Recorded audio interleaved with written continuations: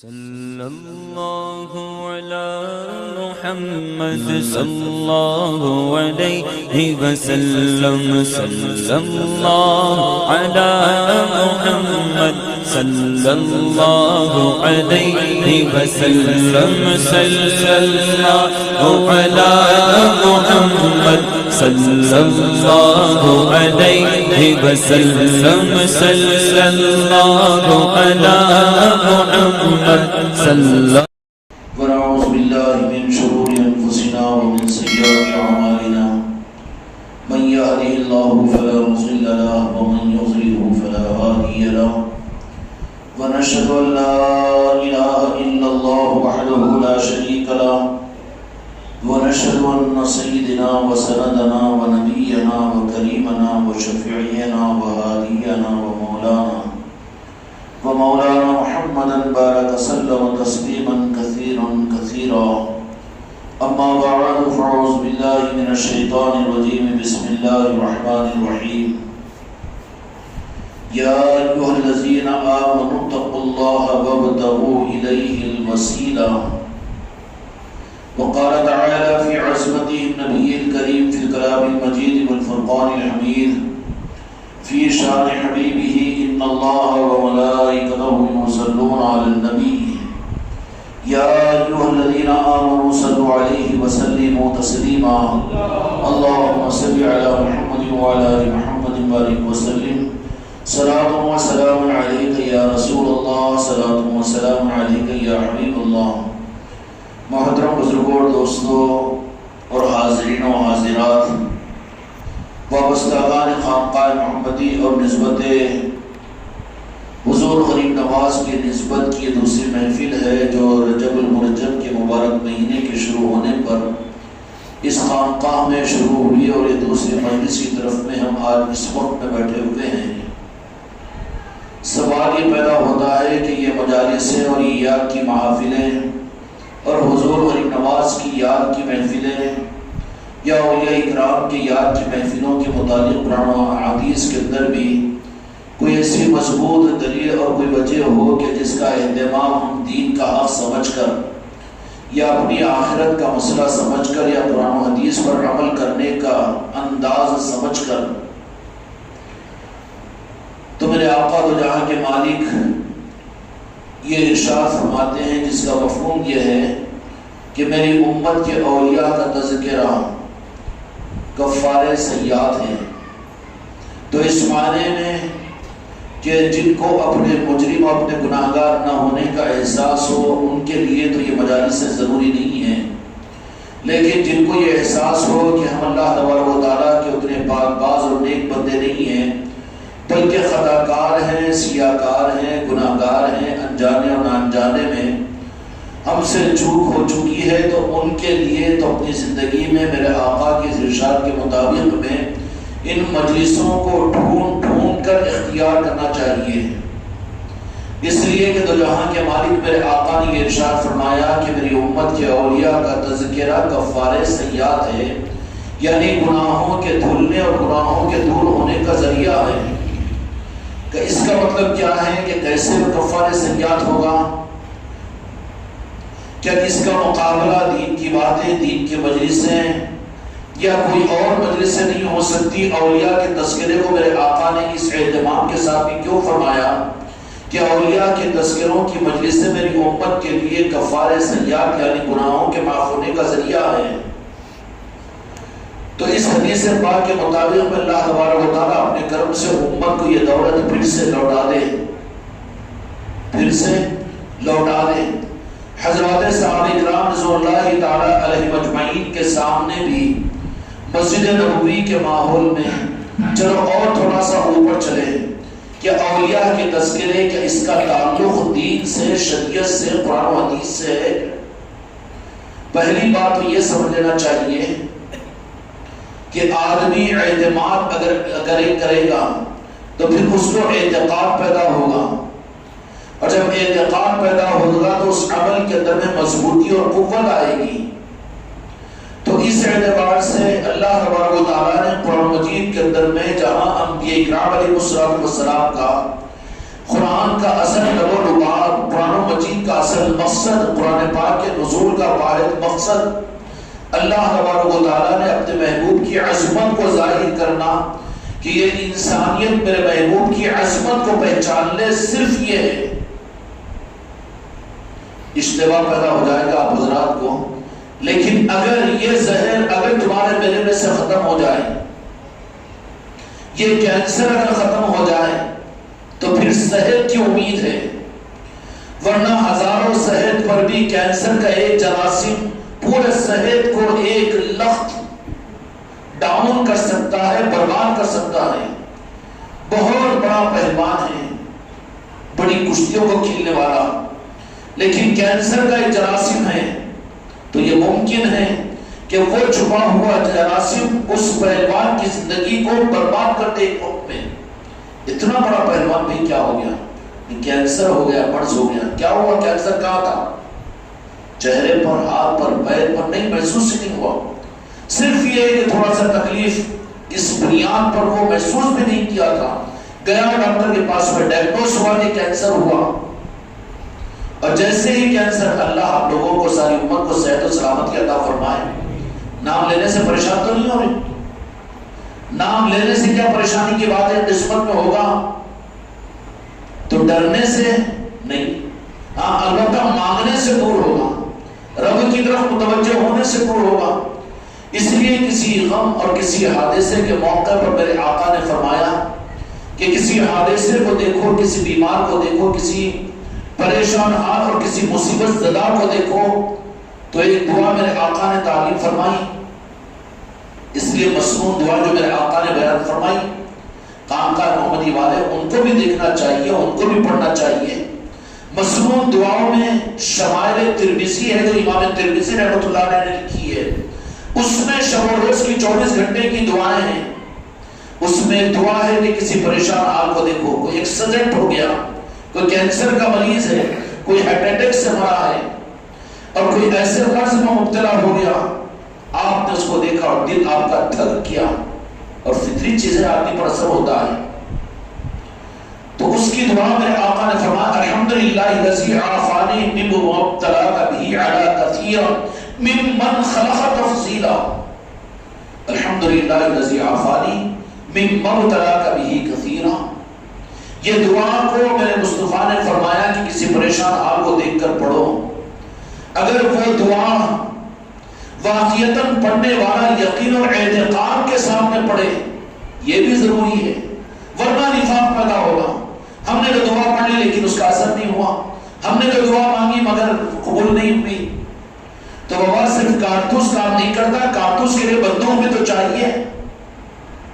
اب کوئی یہ فضیلت سنے کہ کارتوس سے شیر مر جاتا ہے، گھر میں بیٹھے ہوئے کارتوس کو لے کر آپ نے تجربہ کرنے کے لیے اس کارتوس کو اٹھا کر بلی کو مارا، تو بلی کو اگر مارا تو الٹا مارنے کے اوپر بلی آپ پر حملہ کی، یہ تو میں غلط سمجھ لیا، یہ بات تو نعوذ باللہ غلط ہوگی کہ یہ تو کہا گیا کہ کارتوس سے شیر مرتا تھا، لیکن میں نے بلی کو مارا تو بلی کیا مرتی بلکہ اس نے مجھ پر الٹا حملہ کیا۔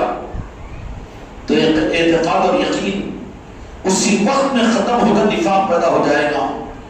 اسی طرح سے آج مسلمانوں کا یہ مرض عقیدے کے کم ہونے کی وجہ سے سن سنا کر تو عمل کر رہے ہیں لیکن اس کا وہ نتیجہ نہیں آ رہا ہے، فضیلتیں تو سنا دی جاتی ہے اور یہ بیچارہ مسلمان ان دعا کو بھی پڑھتا ہے، صلاۃ الحاجات کو بھی پڑھتا ہے اور وہ اعمال بھی کرتا ہے کہ آیت کریمہ کرا لو اس کی برکت ہوگی، 11ویں کر لو اس کا یہ فضیلت ہوگی اور اس کا یہ معاملہ ہوگا، صلاۃ الحاجات پڑھ لو، صلاۃ الاستسقاء پڑھ لو اور وہ کر لو تو اس کی یہ برکت۔ خدا کی قسم میرے مصطفیٰ نے فرمایا تو وہ حق ہے، ہم جو دیکھ رہے ہیں وہ غلط۔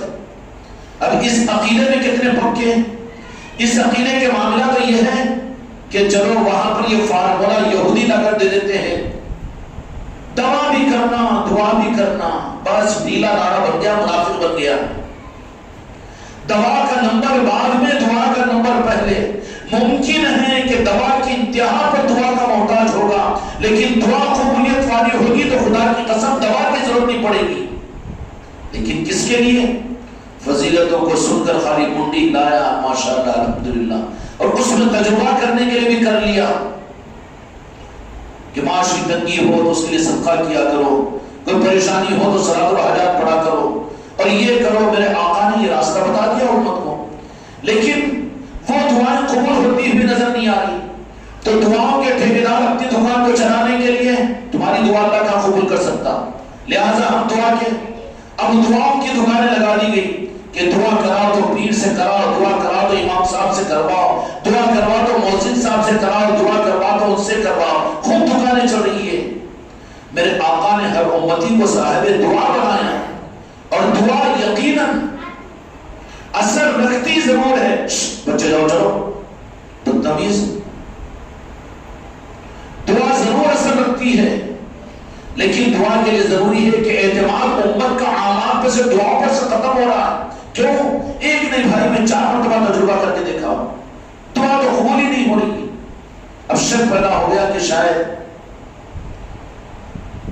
کہ ہم یہ سمجھ رہے ہیں کہ دعا بھی کوئی اثر رکھتی ہے، اب بجائے اس کے اپنی دعاؤں کے ناقبولیت ہونے پر شک میں آ کے منافق بن کر اب صاحب دعا کو ڈھونڈنا شروع کر دیا، پھر دوا دار اور نیمبو پانی کی طرف میں چلا گیا۔ اب یہ پتہ نہیں کہاں کہاں چلا گیا۔ کیوں؟ یہ نفاق کی علامتیں ہوگی، اس کی نفاق کی علامتیں ہوگی۔ بجائے اس کے اللہ تبارک و تعالیٰ نے یا احادیث سے میرے مصطفیٰ نے اپنے ذاتی معاملات کے اندر بھی جو اسباب وسائل ہیں استعمال کے، ان رخوں کو اختیار کرنے کے بجائے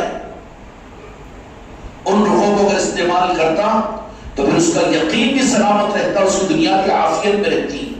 ان رخوں کو چھوڑ دیا۔ اب یہ دعاؤں کے ناقبول ہونے کے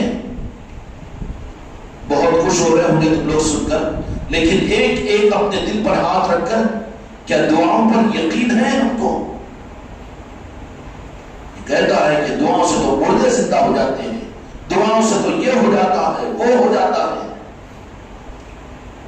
پھر پریکٹیکل اور عمل کا جب درجہ آتا ہے تو پھر نفاق بیچ میں آ جاتا ہے۔ نہیں بھائی، دعا بھی کرو، دعا بھی کرو۔ اب اس معنی میں نفاق آ گیا، اس معنی میں نفاق آ گیا کہ ایک نہیں دو نہیں 4 بار میں نے دعا کی، لیکن اللہ دعا شاید قبول نہیں کر رہا۔ بہت دعائیں کرنے والے ہو گئے کہ اس وقت سے اللہ کو فرصت نہیں ہے دعا قبول کرنے کو، یا نہیں تو پھر جو دعا کر سکتے، جن کی دعا قبول ہو سکتی ہے ان سے جا کر دعا کرا لو، یا پھر اس طریقے سے کوئی اور پھر یہ عمل کو بیچ میں لایا، عمرہ کرو، حج کرو، پیسے صدقات کرو، خیرات کرو، اس سے دعا قبول ہوتی ہے، یہ سنا تھا۔ اب اس کے باوجود بھی اگر نہیں ہو رہا ہے تو ان دعاؤں کے کرنے کے بعد اس کو ایمان اور یقین نہیں بلکہ نفاق پیدا ہو جاتا ہے، اعتماد اللہ کی ذات سے ختم ہو جاتا ہے، یا اللہ سے روح کو کاٹ لیتا ہے۔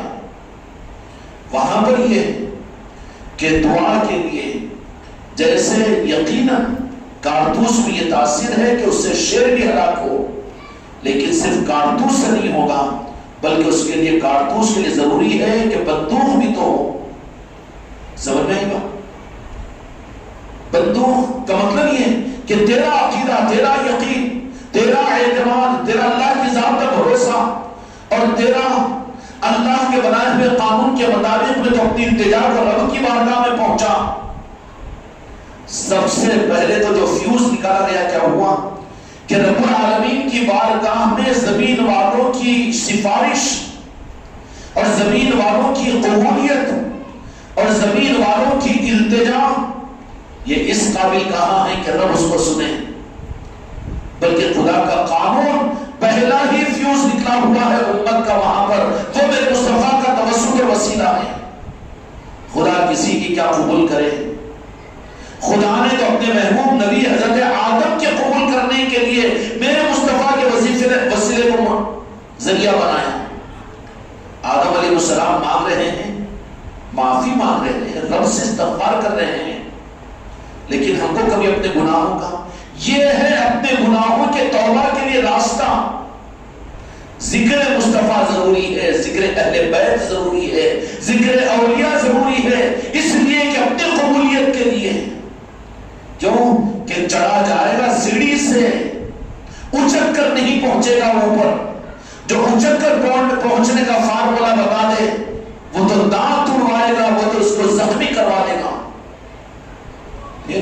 اوپر چڑھنے کا فارمولا رب سے پوچھو تو رب یہ بتا دے گا 1.25 نبیوں کی زندگی سے اور میرے آقا کی رہبری کے ذریعے سے کہ میں تمہاری سنو تم اس قابل کہ خود غرضی کے ساتھ مجھ کو تم مانتا ہے معبود, اور اپنی عبادت اور 2 رکعت نماز یا صدقہ و خیرات یا ان عملوں کو کر کر وہ جماتا ہے, میرے ساتھ میں تجارت کرتا ہے, یہ راستہ ہی غلط ہے. بجائے اس کے کیا ہے کہ میں تیری سنوں تو اس کے لیے ضروری ہے کہ میں سنوں گا اس کی, میرے محبوب کی. قرآن مجید میں اللہ تبارک و تعالیٰ نے فرما دیا صحابہ کرام رضوان اللہ علیہم کے سامنے اور صحابہ کے ذریعے سے قیامت تک کی عمر کے لیے بتا دیا کہ میرے محبوب آپ فرما دیجئے کہ ایمان والوں سے کوئی کمی کوتاہی ہو جائے اس کا مفہوم عرض کر رہا ہوں, اگر کوئی غلطی ہو جائے, اگر وہ مجھ سے معافی چاہتے ہوں تو وہ آپ کی بارگاہ میں آئے. کس کی بارگاہ میں؟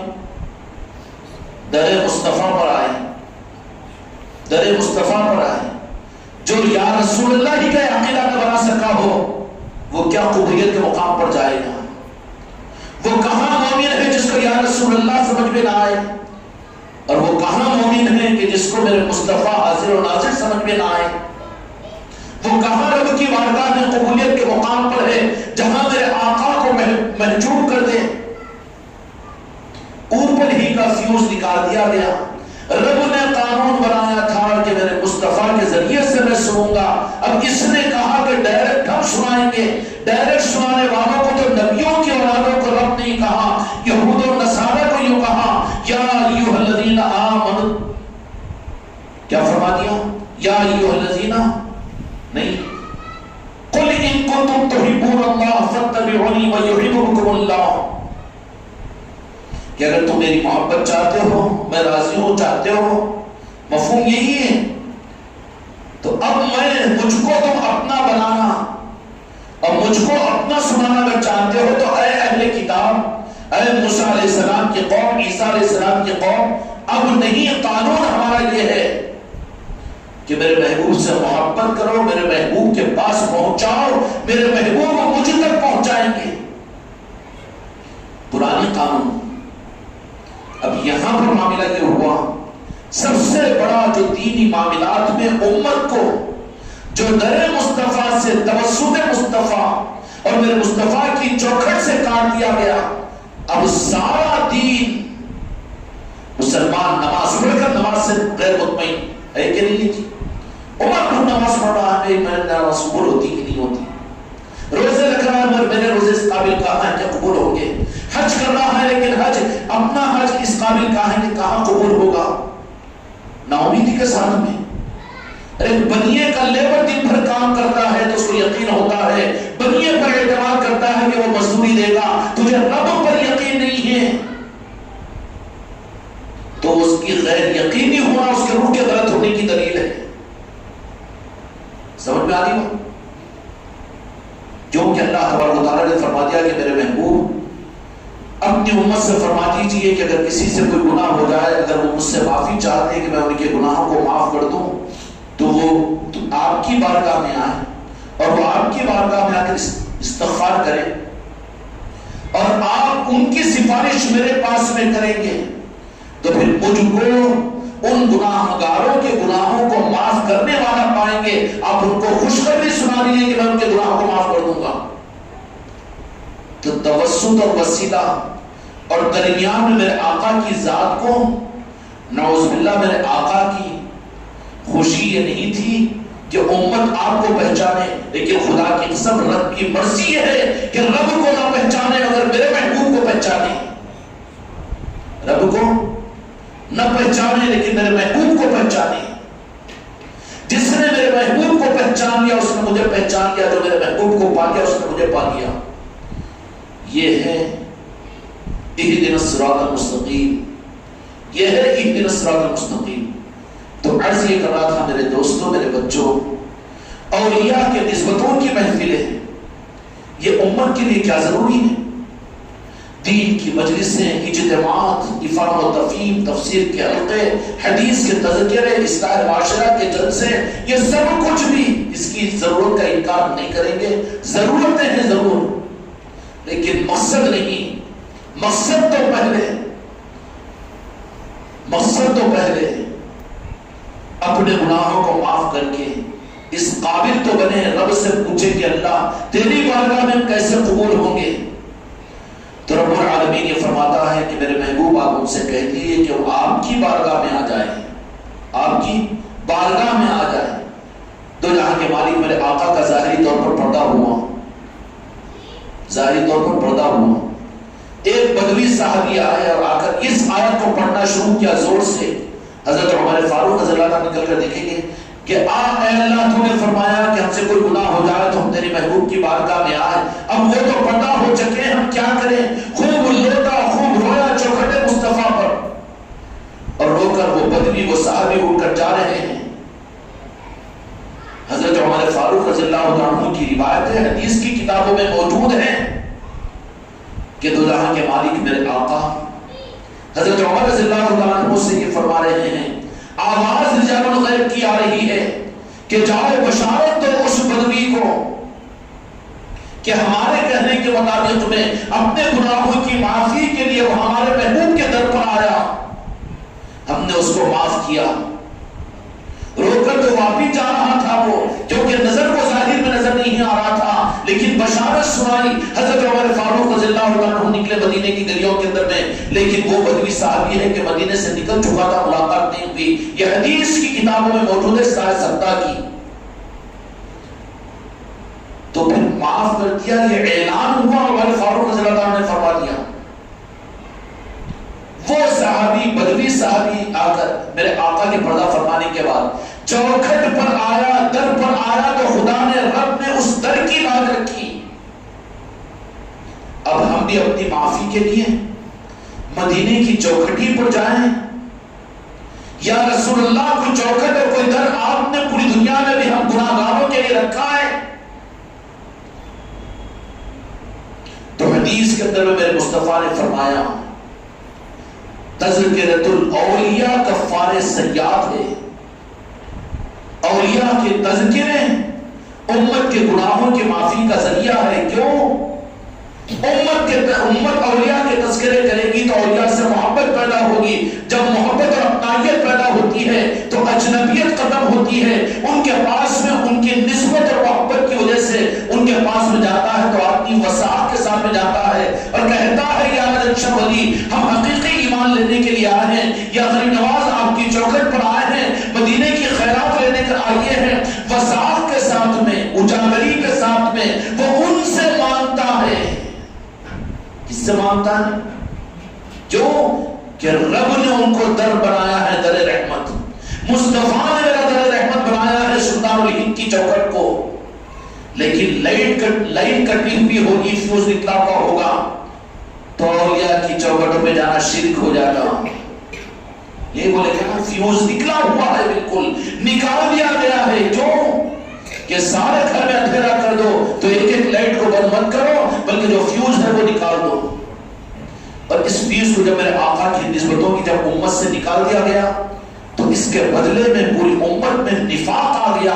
کہ نفاق کیا ہے؟ وہ اپنے دین سے مطمئن نہیں ہوں گے. کسی 60 سال کے نمازی کا ہاتھ پکڑ کر پوچھو، اور کوئی نیمبو پانی کی دکان چلانے والے سے یہ پوچھو کہ تو لوگوں کو فائدہ پہنچا رہا ہے لیکن تیرے مسئلے میں تمہیں ایمان اور یقین ہے نہیں، منافق بنا ہوا ہے، منافق بنا ہوا ہے.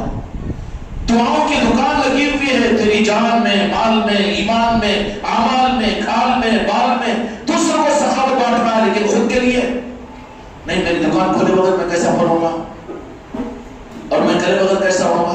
میں بیمار ہوا لوگوں کو مشورہ دوں گا کہ دعا کرو اور یہ کرو وہ کر لو، لیکن میں اگر بیمار ہو جاؤں تو میں تو اچک کر جا کر اپارٹمنٹ لوں گا بڑے ڈاکٹر کا. اسباب انکار نہیں مگر یقین اور اعتقاد کہاں ہے؟ پھر شکایت کیوں کر رہا ہے کہ تیری دعائیں قبول کیوں نہیں ہو رہی ہے، اور تو اس دین کو خدا کی بارگاہ میں نجات کا ذریعہ کیوں نہیں سمجھ رہا ہے؟ تیرا اعتماد اور یقین جس میں دعائیں قبول ہوتی ہے، دعاؤں کا اثر ظاہر ہوتا. تیرے پاس میں دعا کا کارتوس تو ہے، لیکن یقین اور عقیدے کی بندوق تیرے پاس میں نہیں ہے. قرآن مجید کے اندر اللہ تبارک و تعالیٰ نے پورا قرآن، کل قرآن، قرآن مکنون، یہ وحی مطلوع اور وحی غیر مطلوع میرے مصطفیٰ کی ذات ہے. قرآن کا حاصل اور قرآن کا ماخذ خدا کی قسم. ایمان لا چکے ہیں ان کے لیے قرآن ہے. ایمان لا چکے ہیں ان کے لیے قرآن ہے. جو ایمان نہیں لائے ان کے لیے قرآن ہے. یہ کون سا فارمولا ہے؟ جو ایمان نہیں لائے ابھی ان کو تو ایمان کی ضرورت ہے. ان کو قرآن دیں گے تو کیا سمجھیں گے؟ وہ کیا کریں گے؟ مذاق نہیں اڑائیں گے. اس میں سے پھر وہ چیزوں کو نکالیں گے جو ان کی نہیں سمجھ میں آتا، پھر ان تفسیروں کو ٹٹولیں گے جو یہودی بڑے بڑے عہدوں پر بیٹھے ہوئے ہیں، اور وہ الٹی پلٹی چیزیں اور آیتوں کو پلٹا کر اس قرآن کے اندر سے قرآن کی آیتوں کو ساقط کرنے کے تقاضے کرنے کے لیے یہودیوں کے پاس اتنا مواد دنیا میں انہوں نے تیار کیا کہ یہودی اپنی سازشوں کے ساتھ میں، اپنی یونٹی کے ساتھ میں بہت جلد اس بات کی تیاری میں پوری تیاری کر چکے ہیں کہ مسلمانوں کو اس بات پر تیار کر دیا ہے کہ 15ویں صدی کا نیا قرآن بنانے کی تیاری کر چکے ہیں وہ. اور یہ ماڈرنزم والے جو حق والے راستوں کو دنیانوسی، پرانی اور جہالت کا نظام، وہ پیر پرستی، قدم بوسی اور وہ نظاموں کو جو جہالت سے غریبی دیکھتے ہیں، ان کے لیے جب اس قرآن کو لایا جائے گا وہ دجالی قرآن ہوگا. آیتیں قرآن کی ہوگی لیکن مفاہیم بالکل رخ پلٹا ہوا ہوگا. اور آیتوں کو نکال دیں گے جن میں سے میرے آقا کی عظمت اور تعظیم اور محبت کی وہ ساری آیتوں کو حذف کر دیں گے. حدیثوں کے معاملے میں تو یہ کام کر چکے ہیں یہودی. وہ احادیث امت کے ہاتھوں میں آج بہت کم ہیں. وہ احادیث امت کے ہاتھوں میں اور امت کے گھروں میں بہت کم ہیں جس سے دین کی اصل ملتی ہے. اور دین کی اصل، قرآن کی اصل میرے مصطفیٰ کی محبت اور عظمت اور تعظیم ہے. وہ احادیث کے ذخیروں میں سے تو بہت ہوشیاری کے ساتھ میں ان چیزوں کو یہود و نصارہ اسلام کے دشمنوں نے نکال دیا. احادیث کے معاملات کے اندر میں تو یہ کر دیا انہوں نے. اب جو احادیث کی کتابیں اگرچہ کہ وہ بخاری شریف کیوں نہ ہو، لیکن اس بخاری شریف کو صحیح بخاری شریف کے نام سے تو امام بخاری غلط بھی نہیں کہ نعوذ باللہ، لیکن ہم نے تحقیق کی کہ صحیح بخاری کیا ہے. تو صحیح بخاری اب چونکہ سعودیہ کی حکومت کا لیول ان کے پاس میں ہے، نجدیت اور وہابیت ان کے پاس میں ہے، علم کی توتی ان کی بڑھ رہی ہے، اختلاف ان کے پاس میں ہے، تو بخاری میں سے اس باب کو ختم کر دیا گیا ہے. الادب المفرد یہ حدیث بخاری شریف کا آج بھی پرانی بخاری ہے موجود، لیکن نئی جو صحیح بخاری ہے اس میں سے وہ الادب المفرد یہ باب ہی پورا غیر ہے. 36 احادیث جو صرف میرے مصطفیٰ کے عشق اور عصمت اور محبت اور تعظیم میں کہ کوئی صحابہ ہے جو آپ کے پیروں پر پڑتے ہیں، اور کوئی ہے کہ آپ نے بوس و براس اختیار کر لیا ہے، اور پھر میرے مصطفیٰ کی وہ عصمتوں کے اندر میں تو ایسی ساری احادیث جو عشق اور عصمت اور محبت کی تھی، ان ساری احادیث کو انہوں نے بخاری کی تصحیح کرنے کے نام سے وہ بخاری میں سے ان احادیث کو نکال کر اب لا کر رکھ دیا ہے. مدارس دینیہ میں وہ صحیح بخاری کہہ کر لا کر دے دیا ہے. گور کر دیکھا گیا، ہم نے دیکھا تو کیا چیز ہے یہ صحیح بخاری کا مطلب ان کے فارمولے کے اعتبار سے نعوذ باللہ وہ غلط تھی. اور ان ساری عظمت اور ادب کے اس سارے باپ کو نکال کر رکھ دیا. بات دوسری طرف میں چل جا رہی ہے، لیکن تھوڑی سی بات سمجھ لو میرے بچوں. ہم نے کل بھی کہا تھا کہ یہ خانقاہ میں آنے والے صرف علم کے اور جذبات کے اور عنوان کے بیانات سنانا ہمارا مزاج نہیں ہے. کچھ تو ہمارا رخ صحیح ہو جائے، کچھ پیغام ہم انسانیت کو دے دیں، یہ مقصود ہوتا ہے خانقاہ محمدی کی مجالسوں کا. تو کیا ہوا کہ اس بخاری شریف میں سے وہ ساری چیزوں کو نکال دیا. اس کے بالمقابل یہودی تو احادیث کے معاملات میں، اس لیے آپ حدیث کی بات بولتے ہیں تو سامنے والا حدیث کی ہے سے واقف نہیں ہوگا، مگر چھچوڑا بھٹا بھی ٹی شرٹ پہن کر داڑھی اگرچہ کے ناف کے نیچے ہو، جنس پینٹ پہنا ہوا ہو، آگے پیچھے کی پوری فوٹو نظر آ رہی ہو، لیکن یوں کہتے صحیح حدیث تیرے باپ کی جاگیر ہے، حدیث کو صحیح اور غلط کہہ رہا تو یہ فتنے میں پڑ گئی ہے امت، اور کہہ رہا کہ ہم اہل حدیث ہیں. کہتا کہ نہیں کہتا؟ صحیح بخاری کی حدیث، صحیح مسلم کی حدیث. اچھا صحیح کو اگر تو صحیح کہہ رہا ہے تو پھر وہ جو کچھ صحیح ہے صحیح معلوم کر کہ امام بخاری نے جس بخاری کو لکھا ہے اس نے تو کہاں دادا گیری کی، حدیث پر یہ ڈال چکے ہیں اپنے ہاتھ کو. پھر حدیث کے معاملات کے اندر میں امت کے رخ کو موڑنے کے لیے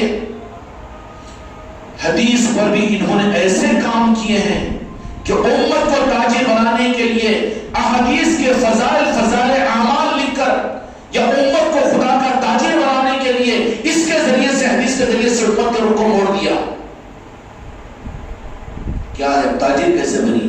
نماز پڑھیں گے بھی تو اس کا کوئی مقصد ہے، ذکر کریں گے بھی تو اس کا کوئی مقصد ہے، مرید بنیں گے بھی تو اس کا کوئی مقصد ہے، کچھ خیر کریں گے بھی تو اس کا کوئی مقصد ہے، مزدوری کر رہا ہے، رب کے ساتھ سودا کر رہا ہے. یہ دین کا روح ہی نہیں ہے. وہاں پر تو رکیے کہا کہ قل ان صلاتی و نسکی و محیای و مماتی للہ رب العالمین، جینا مرنا ہونا تیری مرضی کے لیے ہے، چاہے مجھے میرے انجام میں تیرے حوالے کرتا ہوں اپنے آپ کو. یہ تو قرآن کا مزاج تھا. لیکن تاجر کیسا بنا دیا گیا؟ تجارت اس معنی کے اندر میں کہ اپنی غرض میری جنت اور میں جنت کے نہروں کا مالک بنوں، یہ نفل پڑھوں گا تو اتنا ثواب ملے گا، یہ عبادت کروں گا تو اس پر یہ ہوگا.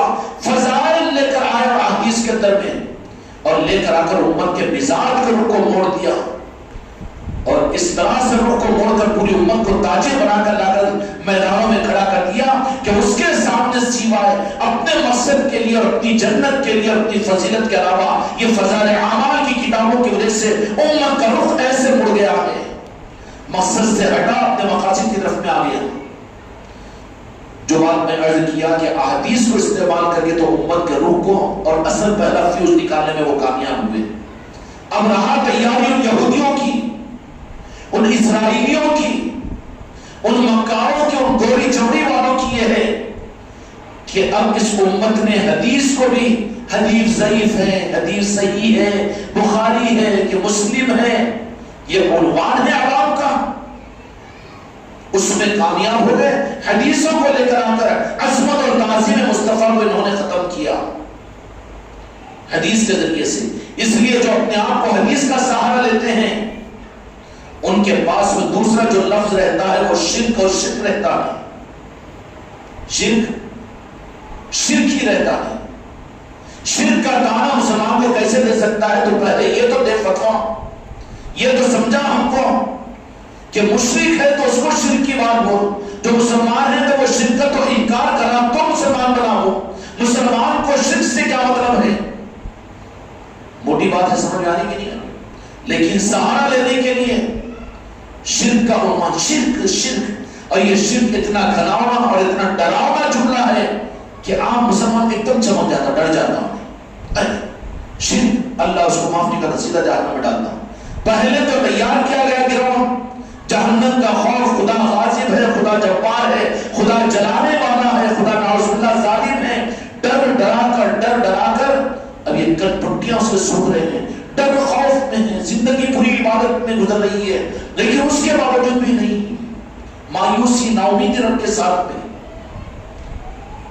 یہ احادیث کے ذریعے سے امت کا پہلے گروہ بنایا گیا، اور اس کے بعد پھر امت کو تاجر بنانے کے لیے ان احادیث کو امت کو تاجر بنانے کے لیے فضائل اعمال کو لا دیا گیا. اب جب امت اب تاجر بن گئی ہے تو تاجر مکار ہوتا ہے، وہ وقت دے کر اپنے دھندے کو بدلتا ہے. ہوشیار تاجر کون ہے؟ مارکیٹ میں جو چیز چل رہی ہے اس اعتبار سے پلٹی مارتا ہے کہ نہیں. پیتل کے بکیاں بکتے تو پیتل کے بیچو، سونے کا کاروبار ہے تو سونے کا کرے گا. ارے تو سونے والا پیتل کیوں بیچ رہا؟ نہیں، مارکیٹ چل رہا ہے اس کا. اب تاجر بن جانے کے بعد پھر امت کو آسان ہو گیا کہ ان کو اب شرک اور ایمان کے اندر میں، حق اور گمراہیت کے اندر میں فرق ان کے اندر باقی نہیں رہا. اب یہ تو تاجر بن گیا ہے. اب پھر تاجر بنا دیا تو پھر تاجر بنانے کی بنیاد پر اب تاجر چونکہ مکار ہوتا ہے، امت اعمال کی فضیلتوں کو سن کر تاجر بن چکی ہے، تو اب کارڈ پھینکنا شروع کیا. خود کی فکر تو نہیں، انہیں مشرک ہے، انہیں بدعتی ہے، انہیں گمراہ ہے، انہیں بدعقیدہ ہے، اور انہیں وہابی ہے، انہیں نجدی ہے، انہیں دوسروں انہوں ایسے ویسے. خود مکہ شریف جیسے، مکہ شریف کی تو توہین ہوگی.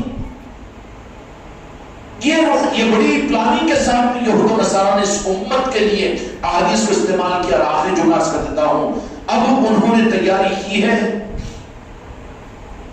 اسرائیل اور امریکہ کے وہ سفید چمڑی والے اور وہ جن کے ہاتھوں میں دنیا کا ریموٹ ہے، قوموں کو پلٹانے کا ہنر رکھتے ہیں، وہ لوگ پوری تیاری کر چکے ہیں کہ اب امت کو ان کے احادیث کو ان مواد کو سامنے لا دیا، امت کو تاجر بنا دیا، سب کچھ کر دیا، سب کامیاب ہو گئے، احادیث کے اوپر سے اعتماد ختم ہو گیا. ایک عام مسلمان بھی بیچارہ، لیکن اس کو ایسا فیڈ دے دیتے ہیں کہ جس کو یہ پوچھو کہ ظہر کے فرض کتنے ہیں، قصر نماز کا مسئلہ پوچھو وہ نہیں معلوم، لیکن وہ فوراً اچھل کر بچھو کے ایسا سوال کرتا ہے کہ بخاری کی حدیث ہے کہ صحیح بخاری ہے کی کرتا ہے کہ نہیں کرتا. تجھے کیا معلوم ہے بابا بخاری کس کو بولتے؟ چل بخاری لکھ کے تو بتا، بخاری لکھ کر تو بتا، یا امام بخاری نے اس حدیث کو کیسے تدوین کیا ذرا یہ تو بتا. کچھ بھی نہیں معلوم، مگر فوراً اچھل جاتا ہے، بچھو کے سر کا اچھال دیا جاتا ہے اس میں. بخاری شریف کی حدیث ہے، صحیح حدیث ہے کیا؟ صحیح غلط کا فیصلہ بھی ہے.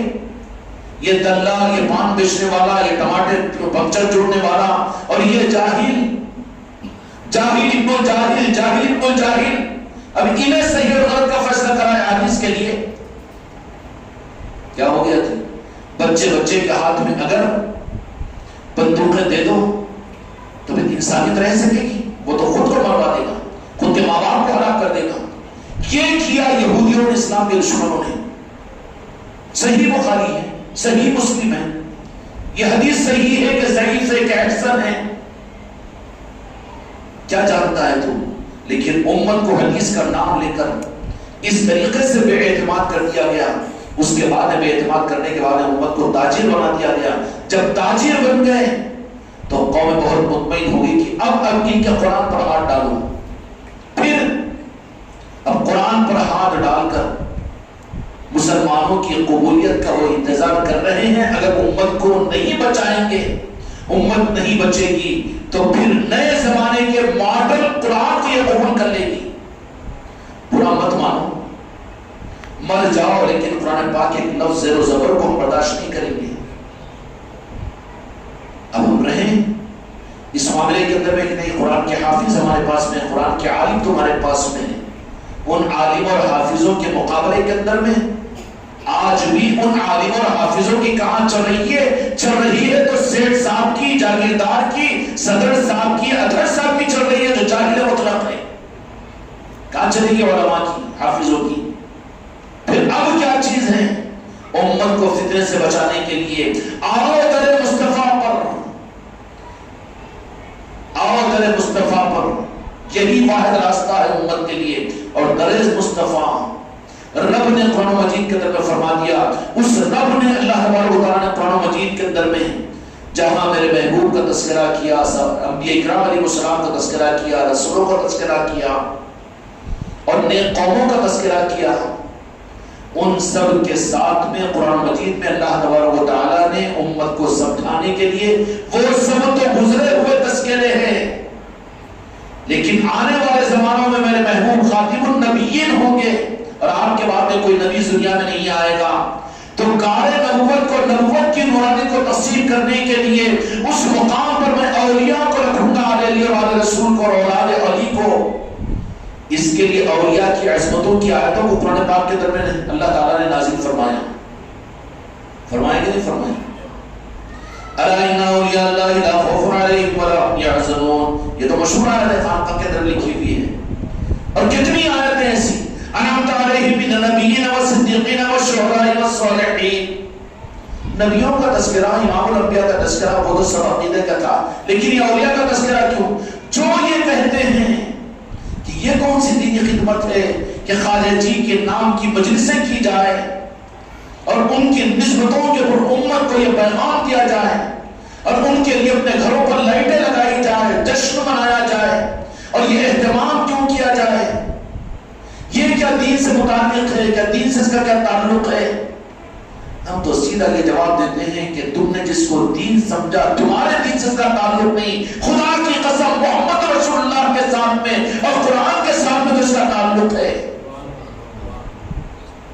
اللہ تبارک و تعالیٰ نے اولیاء کے تذکرے فرمائے ہیں، تو پھر قرآن میں جس اولیاء کے تذکرے، اگر یہ شرک ہوتا یا اہتمام ہوتا شرک کا، گمراہیت کا اگر اہتمام ہوتا تو قرآن تو ہمارا ایمان ہے، ذالک الکتاب لا ریب فیہ ھدی للمتقین، ہدایت کی کتاب ہے۔ اگر اولیاء کی چوکھٹیں اولیاء کا تذکرہ گمراہیت دیتی ہے بقول تمہارے شرک ملے گا امت کو اولیاء کی عقیدتوں کے جلسوں کی وجہ سے، تو پھر اس کتاب میں تو ہمارا شک نہیں، شک تم کو ہے۔ ہم تو اس قرآن کو ہدایت کی کتاب سمجھتے ہیں، تو پھر اس کتاب میں اولیاء کے تذکرے ہے کہ نہیں ہے؟ اولیاء کے تذکرے، اور آگے کی بات بولوں، 17 صورتیں ہیں جس میں اولیاء کے تذکرے ہیں، اور پوری ایک سورت کا لب و لبا وہ سورہ کہف 15ویں پارے میں ہے نا۔ ڈر رہے ہیں یہود و نصارہ، خانقاہ محمدی کے اس نظام کی وجہ سے بے چینیاں ہیں ان کے اندر میں، یہ کیا ہو رہا ہے؟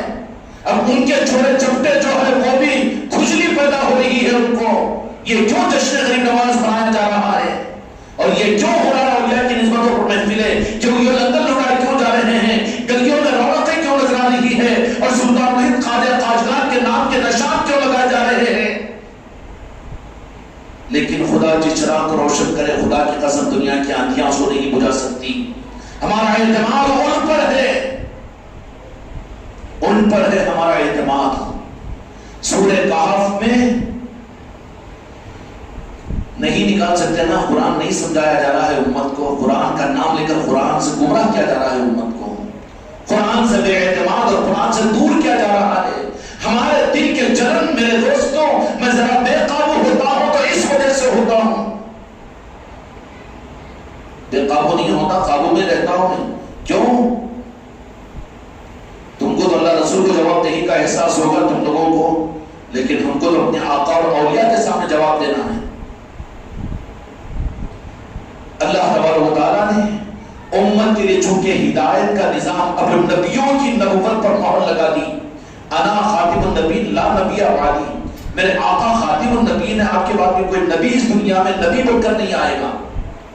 تو یا اللہ نبی بن کر نہیں آئے گا تو پھر اب اس نبوت کے مقام کو، اس نورانیت کے نظام کو، دنیا میں اندھیرا ہوتا تو نبی اللہ کے نور کا چراغ لے کر آتے اپنے وجود میں اور دنیا میں روشنی کرتے، لیکن جب امام الانبیاء کو آخری نبی بنا دیا، نبی اللہ کا نور لے کر نہیں آئیں گے۔ اس لیے قرآن مجید کی آیت میں اللہ تبارک و تعالیٰ نے کیا فرما دیا؟ قد جاءکم من اللہ نور، ہم نے بھیجا نور، وکتاب مبین، کھلی ہوئی کتاب۔ وہ نور کیوں؟ کتاب میرے مصطفیٰ کے حالت زمانے ظاہرہ کے اندر میں میرے مصطفیٰ نے دے دی کہ یہ قرآن ہے، لیکن وہ نور اب قیامت تک رہبری کرے گا امت کی رہبری کا، اور امت کو روشنی دے گا۔ وہ نور، نور مصطفیٰ، نور اولیاء، نور مصطفیٰ، نور پیر، نور اولیاء، نور اولیاء، نور مصطفیٰ۔ سمجھ میں آ رہا ہے؟ یہ نور ہے۔ اب اللہ تبارک و تعالیٰ نے تو خاتم النبیین بنا دیا، امت کے لیے یہ نور کا بدلہ، نور کا نظام کیا ہے؟ کہ کتاب کو تو اللہ تعالیٰ نے باتیں بیان فرمایا، لیکن یہ نور، اچھا صحابہ کو یہ تو اللہ تعالیٰ نے دولت دی تھی، میرے مصطفیٰ کو اپنی نظروں سے دیکھتے تھے اور ان کے سامنے کی قرآن پاک کو نازل کیا اللہ تعالیٰ نے، سب کچھ ہوا، تو صحابہ پر یہ احسان، اور ہم کا گناہگار ہے اللہ تو ہم کو بولا تھا میں تم کو اپنے محبوب کے زمانے میں پیدا کرنے والا، تو ہم بولے تھے ہم کو 15ویں صدی میں پیدا کر خانقاہ محمدی میں ہم کو رکھ، ہم تو نہیں بولے تھے نا، پھر ہمارا قصور کیا؟ ہم محروم کیوں؟ تو اللہ تبارک و تعالیٰ کیا کہے گا؟ اللہ تبارک و تعالیٰ کیا کہے گا کہ تم کمزور ہیں، تمہاری رعایت رکھ کر میں نے تم کو بغیر محنت، کیوں کہ 4 بیٹوں میں جو بچہ تھوڑا سا کمزور ہوتا ہے دماغی اور محنت کے اعتبار سے، باپ اس کا زیادہ خیال کرتا ہے۔ میرے مصطفیٰ کا فیضان ہے کہ ہمارے میں وہ دل مردے کہاں تھے کہ اگر اپنے آقا کی بارگاہ میں اس زمانے میں ہم اگر پیدا ہو جاتے تو کس میں اتنی ہمت تھی کہ حضرت خباب کی طرح سے اپنے آپ کو آگ کے اوپر لٹائیں. آج تو چشتیہ رومان کو یہ شرم سمجھتا ہے, اپنے نسبتوں کے ظاہر کرنے میں آگے پیچھے ہوتا ہے, اس کی بیوی شرمندہ ہوتی ہے, یہ اپنی دعوتوں میں شرمندہ ہوتا ہے.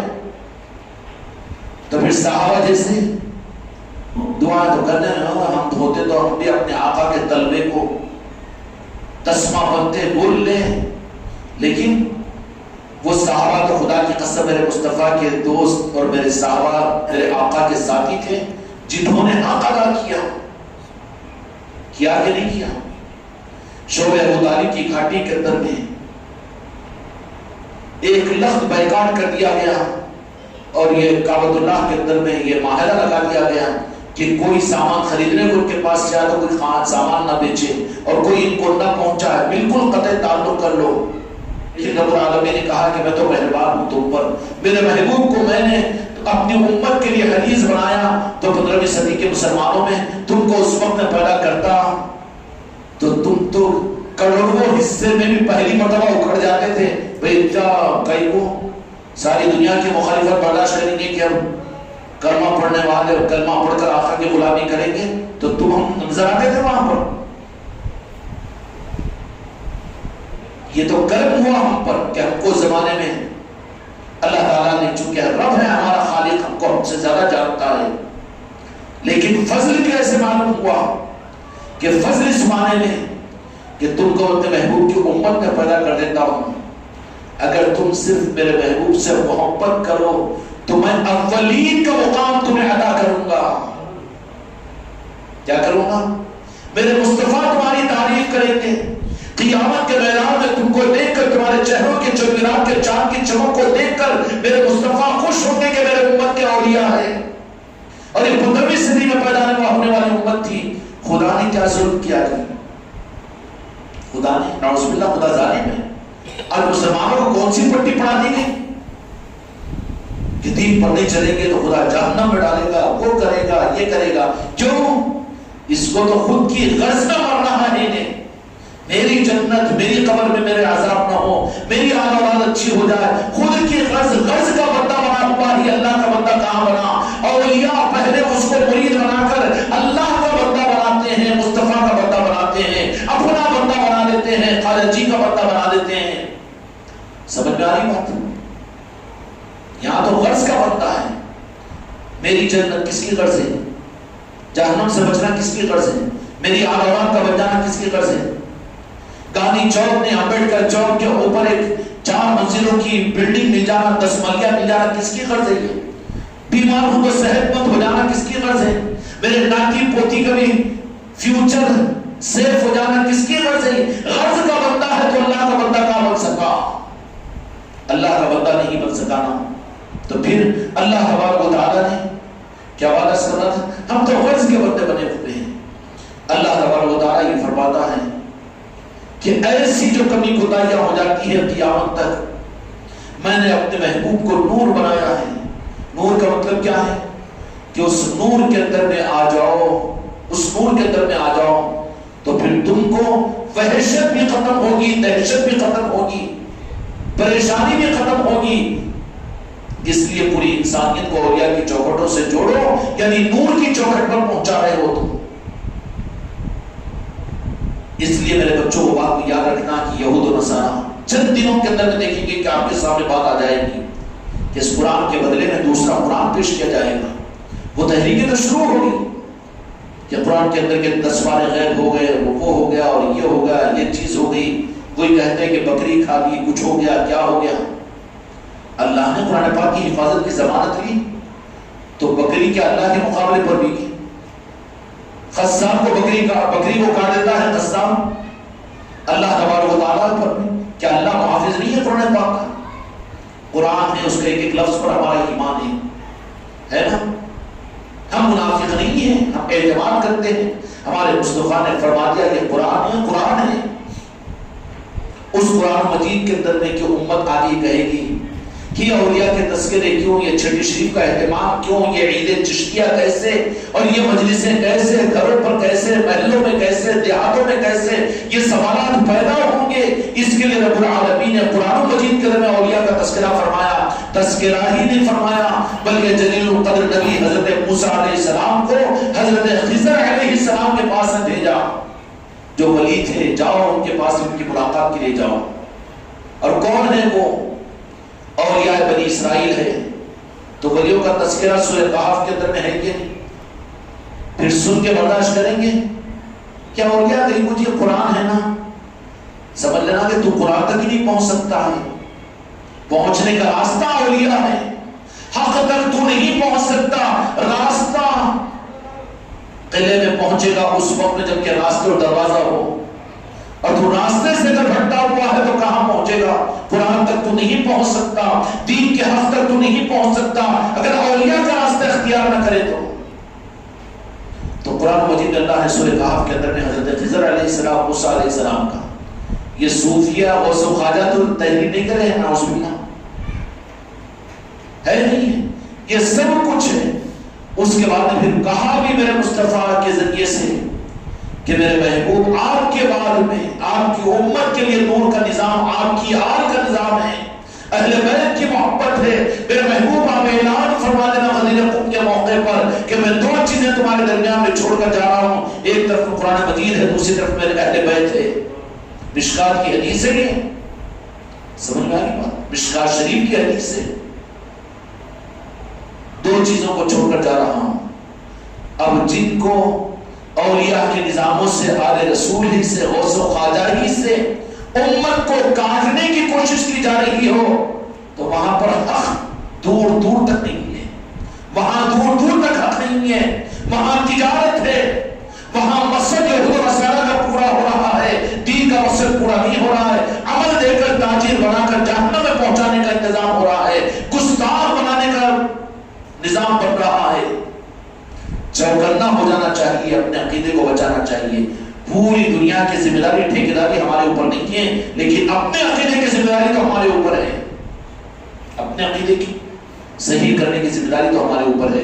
تو جہاں کے مالک کے بارے میں قرآن مجید میں اللہ نے فرما دیا کہ میں نے نور بنایا. قد جاءکم من اللہ نور، ہم اپنی طرف سے نور بھیجے ہیں، نور بنا کر. اس کے بعد میں کتاب فرما کر قرآن کی طرف اشارہ فرمایا. نور میرے آقا جب خود موجود تھے وہ تو نور کا منبع تھے. پھر یہ نور کن کے لیے تھا؟ جب میرے آقا امت میں ظاہر میں پردے میں رہیں گے اور امت کے سامنے نہیں ہوں گے تو اس وقت میں میرے آقا کا نور امت کو سنبھالے گا. اور وہ نور کی صورت میں آل رسول نور کے حقدار، سید کائنات نور، مولا حسن نور، مولا حسین نور، امام زین العابدین نور. اور نور کا جو سلسلہ ہے وہ اہل بیت ہے اور بجت پاک ہے اور آل رسول ہے. اور وہی نوری سلسلہ پوری دنیا کو منور کرنے کے لیے خدا کا نظام ہے. دنیا سے ظلمت کو ختم کرنے، دنیا سے نور کے نظام کو ظاہر کرنے کے لیے. اچھا نور کو پسند کرے گا. جہاں نور کا نظام ہے وہاں خمخمیں بھی ہوں گی، وہاں لائٹیں بھی ہوگی، وہاں چراغ بھی ہوگا، وہاں روشنی بھی ہوگی اور وہاں پر نور ہی نور ہوگا، چمک والے ہوں گے. تو پہچان کیا ہے؟ چمک. تو یہاں کے مالک عرش الہی پر اللہ کے پاس میں تشریف لے جا رہے ہیں، بلائے جا رہے ہیں. تو خمخموں کی لائٹوں کے ساتھ فرشتے، بخاری شریف اور احادیث کی کتابوں میں آتا ہے کہ فرشتے دونوں جانب شملیں لے کر ہوئے تھے. شم کیا بولتے ہیں اس کو؟ مشعل لے کر دونوں جانب سے فرشتے تھے خمخموں کے اندر میرے آقا کو. اس لیے انشاءاللہ چھٹی شریف کے دن بھی مبارک ہے میرے بچے وہ کہ جو اپنے گھروں پر چھٹی شریف کی خوشیوں پر، دنیا ہے اپنے بچوں کے عقد اور ولیموں کے اوپر خوشیاں مناتی ہے، گھروں پر لائٹیں لگاتی ہے، پورے محلے میں پہچان دیتی ہے کہ ہمارے گھروں میں خوشی ہے. تم چشتیہ نسبت والے کہاں ہو؟ تم اپنے گھر کے اوپر روشنی ہی کر کے پہچان نہیں دینا چاہ رہے ہیں کہ ہم خوش ہیں، تو میرے خالہ جی کے جسم پر خوش نہیں ہونے والے ہیں، تو تم خاندان چشتیہ کے فرد کہاں پر ہو؟ اس لیے اولیاء کا جو نظام ہے اللہ نے قرآن مجید میں رہبری کی ہے. اور میرے مصطفیٰ نے امت کو یہ روح دے دیا کہ میرے اولیاء کا تذکرہ تمہارے لیے کفارِ سیئات ہوگا. کفارِ سیئات اس معنی کے اندر میں کہ تمہاری زندگی کے اندر میں کفارِ سیئات گناہ تو جہاں کے مالک میرے آقا نے فرمایا کہ گناہ کرتا ہے تو دل پر ایک سیاہ نقطہ لگتا ہے اور پھر دوسرا کرتا ہے، تو یہ سیئات کثرت کی وجہ سے کرتے کرتے دل پورا کالا ہو جاتا ہے، تو دل پورا کالا ہو جاتا ہے، تو دل سیاہ ہونے کی پہچان یہ ہوگی کہ حق بات کو وہ غلط سمجھے گا، غلط کو حق سمجھے گا۔ فارمولا الٹا ہو گیا کہ اندھیرے کو اجالا، اجالے کو اندھیرا۔ غریب نواز 800 سال سے اس ملک کے اندر میں ایمان و اسلام دے رہے ہیں کہ نہیں دے رہے؟ دے رہے ہیں۔ اب لیکن نہیں، اجمیر کو نہیں جانا، بولے کہاں جانا؟ ہر جگہ جاؤ، ہر مہینے میں 3 دن جاؤ، ہر مہینے میں وہ کرو، وہ مرکز کو جاؤ، وہ مدرسے کو جاؤ، وہ جلسے میں جاؤ، وہ وہاں جاؤ بھائی، روکتے نہیں ہیں، لیکن سب جگہ جاؤ، یہاں نہیں جانا ہے۔ کیوں نہیں جانا؟ کیوں روکتے ہیں معلوم ہے؟ بول دو تو ذرا اور پول کھلنے کا ذرا باقی رہے تو بیچاروں کو چلنے دو۔ کیوں نہیں جانا؟ وہاں گئے تو کسی کے ہاتھ کو نہیں لگتا انہیں۔ اگر اجمیری بن گیا، اجمیری اگر بن گیا انہیں، تو یہ سمیری ٹھمیری، یہ مسلکی، یہ جماعتی نہیں رہتا انہیں۔ اجمیری اگر بن گیا تو سب چاہے جانا تو جانے دو، مگر وہاں مت جانے دو۔ وہاں اصل جو پرفیکٹ ڈاکٹر ہے نا، اس کے پاس بھی چلے گا تو ان سے پہلے بیٹھے پلا ڈاکٹر اٹکل پہ خوب دواخانے میں چلاتے، میڈیکل میں چلاتے، مگر اصل جو ڈاکٹر رہتا نا، دیکھتا انہیں، دیکھ لے کے ایک گولی لکھ دیتا۔ تو یہ دوسرے کے پیچھے کے ڈاکٹر کیا بولتے ہیں؟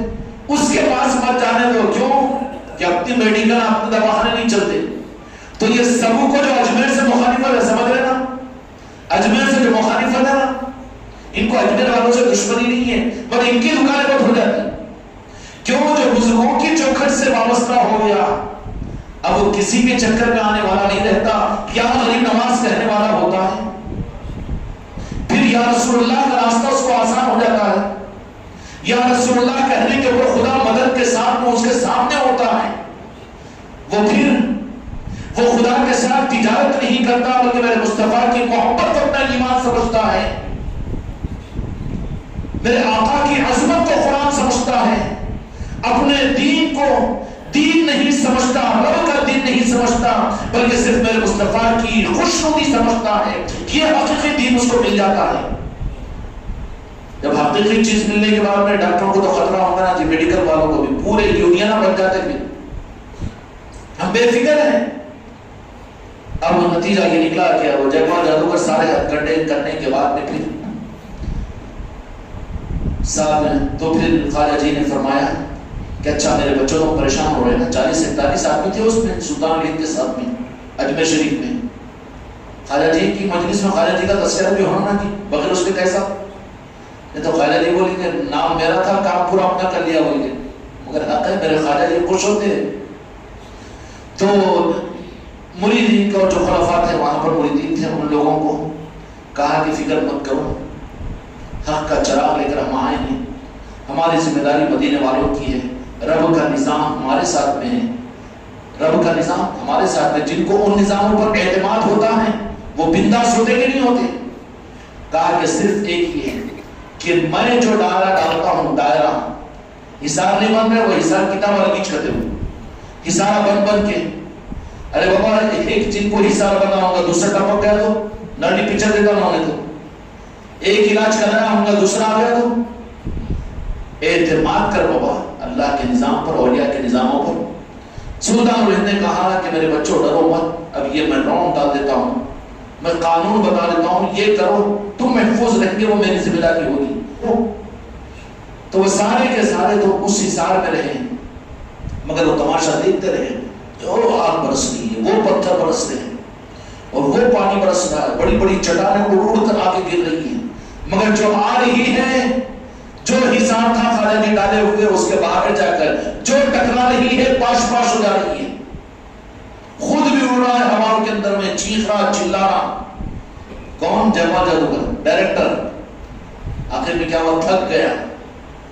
تو پھر خواجہ جی نے کہا کہ بہت ہی دم دم کھتا ہوا ہے، بلکہ بولے اب اس کا کفر زیادہ ہی بول رہا ہے نا، تو سلطان جو ڈائرہ ڈالے ہوئے تو صرف کونے میں خواجہ جی کی جوتی مبارک رکھی ہوئی تھی خواجہ جی کی، اور خواجہ جی کھڑاوے پہنا کرتے تھے لکڑی کے، اور کہا کہ جاؤ کام تمام کرو، وہیں سے وہ کھڑاوے اڑنا شروع ہو گئے۔ کیا ہوئے؟ کھڑاوے۔ ارے اللہ والوں کا حکم، قدرت کا نظام حرکت میں آ جاتا ہے، کھڑاوے اٹھنے شروع ہو گئے، اور جو اوپر چل رہا تھا طوطا ڈائریکٹر، اب اس کے پاس میں جا کر اس کے سر پہ مارنا شروع کرے کھڑاوے۔ اب یہ کون سی سوالی آ گئی ہے، اب یہ کون سا جادو، کون سا ٹونا؟ خدا کی قسم، خدا کی قسم، خدا کی قسم، اولیاء کی کرامتیں،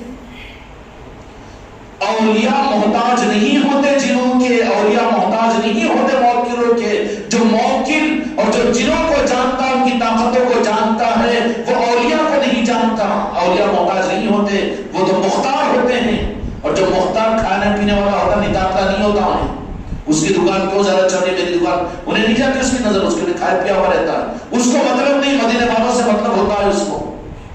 جیسے کھڑا میں گئے اوپر سے تو کیسے رگ رگ کے دیے ہوئے کھڑاوے بھی موقع ملا بیٹا ہمارے خواجہ جی کے کھڑاوے تھے، وہ کنپٹی سے کے گئی ہوگی، نہیں کنپٹی نہیں تالو سے کے۔ اب دیکھ آپ نہیں بولے اپنی کی کچھ بھی نہیں، موقعہ ہے نا، جن ہے نا، یہ جادو ہے، اور نہ اپن ان کا مقابلہ کر سکتے۔ سیدھا آیا وہ ہواؤں میں سے اڑتے ہوئے آ کے ڈھونڈا خواجہ جی، نیچے نیچے نیچے، بڑا چہرہ ہے ان کا بھی، ایک مرتبہ ملاقات ہوئی تھی حرم شریف میں، آئے خواجہ جی کے پاس میں آگے 10 گو سیکھ کر کے پیٹے منڈی نہیں ڈالا انہیں، آگے بھاڑ کے قدموں میں گر گیا۔ اس لیے باطل طاقتیں جو رہتی نا، اگر سامنے والا پاورفل مل گیا نا، ڈراتے ان کو جو کم رہتا۔ اب ہمارے پاس میں چیخاں لمباڑی زبان کے اندر، مراٹھی زبان کے چیختے چلاتے ہیں، لیکن اٹھا کے ایک یوں کرے نا خاموش پڑ جاتے ہیں۔ کیا کرا انہیں آگے؟ سیدھا جادوگر آ کر جو جانتا تھا، کون، کیا نام اس کا؟ جے پال جادوگر، آ کے قدموں میں قدم بوسی کرا، قدم پڑ گیا، خواجہ جی مجھے معاف کیجیے، میں نہیں پہچان سکا آپ کو۔ کہا کہ ٹھیک ہے اٹھ، کیا چاہتا ہے بول، مسلمان بن مل کے نہیں بولے، اور یہ مسلمان نہیں بناتے، مومن بناتے ہیں، اور مومن کا مرکز دل ہوتا ہے، دل میں عشق مصطفیٰ پیدا کرا دیتے ہیں۔ اب عشق مصطفیٰ کیسا پیدا ہوں گے؟ سلام پڑھو درود پڑھو نہیں، عشق مصطفیٰ پیدا کرانے کا مطلب ہے ان کی آنکھ کی محبت پہ عظمت پیدا ہوتی ہے، عشق مصطفیٰ ہی کا روح ہے۔ اب مان لیا جوتے پڑھنے کے بعد میں کہ خواجہ جی مجھے معاف کر دیں، ٹھیک ہے معاف کر دیا جاؤ، نہیں معاف نہیں، اپنا بنا لیجیے اپنا۔ تو سلطان مہر کا طریقہ یہ تھا کہ ہمیشہ اپنے چہرے مبارک کے اوپر، کیوں کہ تجلیات کا ظہور ہوتا تھا، لوگ برداشت نہیں کر سکتے تھے، اس لیے ہمیشہ اپنے چہرے مبارک کے اوپر نقاب ڈالے رہتے تھے خواجہ جی۔ چہرے کو اٹھا کر جیسے ہی جے پال جادوگر پر نگاہ پڑی، نگاہوں کا کیا پڑھنا تھا کہ قدموں میں مل کر کہا کہ اپنا غلام بنا لیجیے۔ کہا کہ اٹھ، ہم معاف کرتے ہیں تجھے، معاف کرتے ہیں۔ پھر کہا کہ خواجہ جی اپنا بنا لیجیے، تو کہا کہ ہم اپنا بھی بناتے ہیں تجھے۔ جیسے ہی سلطان الہند کی زبان مقدس اور مبارک اور مطہر سے نکلا کہ ہاں ہم تجھ کو اپنا بناتے ہیں، ان کا نور، ان کا قلب، خدا کی قسم اس نور کا ذرہ تم کو مل جائے تو کامیاب ہو جائیں گے۔ جیسے کہا کہ میں نے اپنا بنا لوں گا، اب اس جے پال جادوگر نے کہا کہ میں آپ کا بن چکا ہوں، دل منور ہو گیا، ایمان قلب میں آ گیا۔ کہا کہ جانا پھر اب جادوگری چلا، کچھ بھی نہیں چلا، بلکہ کیا اب تو مرنا چاہتا ہوں میں، کیونکہ بعد میں گمراہ نہیں ہونا، مرنا چاہتا ہوں تو مرنا، لیکن ایسا مرنا چاہتا ہوں کہ میں قیامت تک مر کے بھی نہ مروں۔ اور موت و حیات کس کے ہاتھ میں؟ اللہ نہ پیدا کرنے والوں کو، ان کو معلوم ہے۔ جے پال جادوگر ایمان لینے کے بعد بولا کہ خواجہ جی مجھے ایسی زندگی دیجیے، مال بھی دیجیے، اور ایسی زندگی عطا کیجیے کہ قیامت میں میں مروں نہیں۔ زندگی جاویدہ جو شہیدوں کو عطا کی جاتی ہے، بل احیاء ولکن لا تشعرون، کہ جس کا شعور تم نہیں رکھتے۔ پھر کیا کرتا وہ زندگی میں؟ جادوگری چلاتا نہیں، جادوگری نہیں چلاتا، بلکہ اجمیر میں جو لوگ آئیں گے ان کی خدمت کرتا رہوں گا میں قیامت تک۔ تو سلطان نے ہمیں مہینے اللہ ہے نا، نہیں بولے، کیوں بولتے؟ اللہ والے ہیں، 2 دوست کی پہچان گھبراتا کیوں ہے؟ جو چور رہتا بیٹا میں گھبراتا، شرک ہو جاتا نکو کر ادھر ڈر کے بھاگ لیتا، نکو کا تو کچھ کرنے دو، شرک ہو جاتا بول رہے ہو مولانا بول کے۔ خواجہ خواجگان نے کہا کہ ٹھیک ہے ہم زندگی بھی تجھے دیتے ہیں، زندگی بھی، لیکن کیونکہ موت کا مزہ ہر نفس کو چکھنا ہے، کل نفس ذائقۃ الموت، اس قانون کو پورا کرنے کے لیے ایک اونگ آئی اس کو جیپال جادوگر کو، وہ موت واقع ہوگی اس کے بعد۔ اس کے بعد میں کہا کہ زندگی ہے تجھے، اب مانگ کیا چاہتا ہے؟ تو زندگی میں نہیں ہوا، نے کہا کہ قیامت تک کی زندگی ہونا مجھے، خدا کا قانون نہیں کی، لیکن اللہ والے اللہ سے منگوا سکتے ہیں۔ خوش قسمتی سے ہمیں وہ خواجہ جی کی چوکھٹ اور نسبت نصیب ہوئی ہے جب ایقان و یقین کے چشمے بہتے رہتے ہیں۔ خدا کی قسم ان چشموں سے، ان دروں سے وہ جو نور اور وہ جو روحانیت ملتی ہے جس پر فرشتے نازا ہوتے ہیں، تعجب کرتے ہیں۔ میرے مصطفیٰ نے فرمایا کہ تعجب والا ایمان ہوگا وہ میرے امتیوں کا۔ تو کہا کہ زندہ ہو گیا، پھر کہا کیا کہنا چاہتا ہے؟ تو کہا کہ سرکار قیامت تک کی زندگی ہونا، پھر کائی کے لیے لمبی عمر۔ تو کیا کہا؟ چونکہ ایمان تھا اندر میں۔ اور خواجہ جی کا کیا ہوا تھا؟ اب کیا خواجہ جی اس کو کلمہ سکھائے کہ آمنت باللہ والملائکۃ پڑھائے کی، بیعت کرے کی، کیا کرے؟ ایک نگاہ ڈالے پکے کافر نے جادوگر کو اس کے دل میں ایمان دے دیے، نہیں اس کو نماز پڑھانا نہ، پھر اس کی ختنہ کرانا، اس کو پہلے لباس بدلنا اور اس کو داڑھی رکھوانا نہیں، ایمان دیتے ہیں اولیاء۔ جیسے ہی ایمان اندر دے دیا تو کہا کہ مر گیا، موت کا مزہ چک گیا، قانون پورا ہو گیا۔ پھر زندگی قیامت تک کے لیے، زندگی قیامت تک کے لیے ہے۔ تو کرے گا کیا؟ کروں گا یہ کہ اجمیر میں جو لوگ آئیں گے آپ کی محبت میں، ملکوں سے نکل کر آج اجمیر کی سرزمین چمک رہی ہے، مرقع نور بنا ہوا ہے، ملائکہ جنت رش کے ساتھ دیکھ رہے ہیں، حوران جنت اجمیر کی سرزمین کو تعجب کے ساتھ میں دیکھ رہے ہیں۔ جنت میں کہاں ہے وہ لذت جو اجمیر کی چوکھٹ پر محسوس ہوگی؟ جنت رش کر رہی ہے، رش کے جنت بنا ہوا ہے اجمیر شریف آج۔ اس بات سے نہیں کہ زیادہ لیٹا ہوگا لگے بول کے، کہ جس وقت میں لیٹا نہیں تھے وہ چراغوں میں نہیں، لیکن میرے خواجہ جی اس وقت موج میں رہتے ہیں۔ رب کہتا ہے کہ میرے خزانے خواجہ جی تمہارے، میرے مصطفیٰ کہتے ہیں کہ میرے شہزادے سب کچھ میرا نظام تمہارا، جس کو جو چاہے عطا کر دے، کوئی پوچھنے والا نہیں ہوتا خواجہ جی کو۔ یہ ہے ان کا موج، یہ ہے ان کی خوشیاں۔ بلکہ صرف اپنے چاہنے والوں کو نہیں بلکہ فرشتے بھی خیرات مانگتے ہیں خواجہ جی کی چوکھٹ پر۔ کون؟ ابھی نے بولا کہ وہاں شرک ہوتا ہے، ارے شرک کے بچے ذرا نکل میدان میں تو سمجھ میں آئے گا۔ فرشتے بھی آ کر خواجہ جی کے پاس میں کیا خواجہ جی آپ کی خدمت کی خیرات میں ادا کر دیجیے۔ فرشتوں کا نظام ہوتا ہے وہاں پر، وہاں کی روحانیت و نورانیت کا۔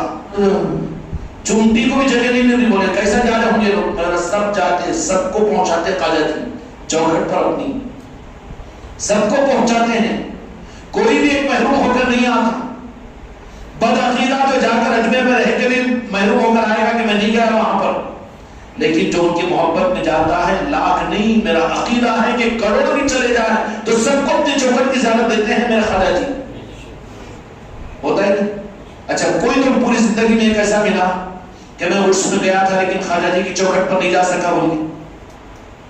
نہیں، ہر ایک کو ملتا ہے موقع۔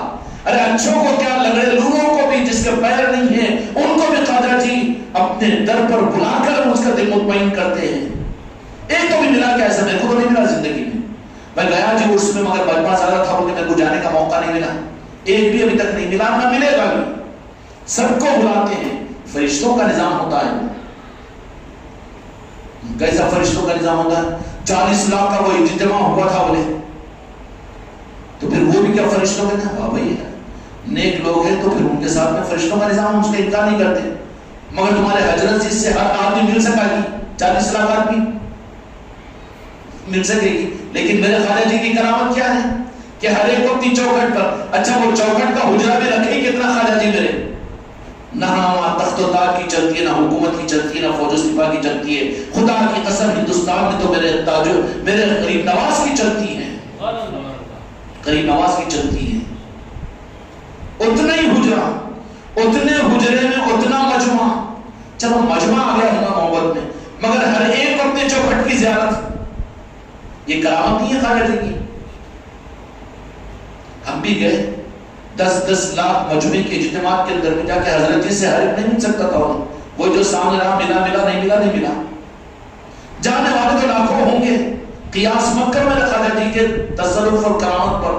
آج بھی یہ کرامت ہے اجمیر کے اندر میں کہ جتنے آتے ہیں کب تک پہنچیں گے؟ میرا سبوں کو پہنچاتے ہیں، پہنچتے نہیں ہیں خواجہ جی پہنچا لیتے ہیں. میری محبت میں آیا تو کیسے محروم، آجا میرے پاس میں. کیسا آتا ہے، فرشتے پر اٹھا کر پہنچاتے ہیں اس کو، کوئی محروم نہیں ہوتا. یہ کرامت نہیں ہے. تقابل کر سکتے بڑے اجتماع سے؟ نہیں کر سکتے نا. یہاں تو ہر ایک کو، اور وہ بھی چھوٹی چوکھٹ تو وہی چوکھٹ کر کے سب کو بلا رہے ہیں. پھر بھی میرے خواجہ جی کی کرامت سمجھ میں نہیں آئے گی. اچھا بلا بھی رہے ہیں اور ہر ایک کو چوکھٹ پر پہنچنے کا. اور آخری بات عرض کر دیتا ہوں، حق کے سمجھنے کے لیے ہندوستان والوں کو، حق کے سمجھنے اور حق کے پہنچنے کے لیے، یا میرے آقا کے نور تک پہنچنے کے لیے بہت آسان اور بہت سادہ سیدھا نظام خواجہ جی کی چوکھٹ کی صورت میں ہے. قدر کرو اس چوکھٹ کی. اور وہ چوکھٹ ہے، وہ در ہے جہاں پر اپنوں کو نہیں بلکہ اوروں کو نوازا جاتا ہے. جو ان کا منتا بن گیا، خدا کی قسم وہ مصطفیٰ کی بارگاہ کا منتا بن جائے گا. اور جو بارگاہ مصطفیٰ کا منتا بن گیا، خدا کی قسم خدا پر واجب ہے کہ اس کو اپنا بنا لے. اس لیے میرے بچوں، میرے خواجہ جی کی نوازشوں کا عالم ہی کچھ اور ہے. عجیب نوازشیں ہیں ان کی. میرے خواجہ جی کا تصرف، ان کی کرامتیں صرف زندوں کے لیے نہیں بلکہ مرنے کے بعد بھی تو منگوا لو. اور خواجہ جی کی کرامتیں تو اپنے چاہنے والوں کے مرنے کے بعد کے نظام تو کچھ عجیب و غریب ہوتے ہیں ان کے. خواجہ جی کی ان کے چاہنے والوں کو جو نوازتے ہیں وہ ظاہر میں مرنے کے بعد بھی. اس لیے جتنے اولیاء کے آستانے ہیں آج بھی، جتنے بظاہر ان کی زبانی کے اندر میں پوجے جا رہے ہیں نا جی،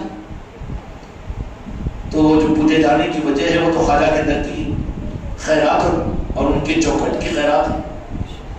ایسا نوازتے ہیں کہ تم اگر میرے بن جاؤ اپنی زندگی میں اور میں تمہیں اگر اپنا بنا لوں. ارے تمہارے حیات کی بات کیا ہے جی. جے پال جادوگر آ کر اس نے مخالفت کے در میں ہمارے پاس میں آیا تو ہم نے حیات جادوانی عطا فرمائی.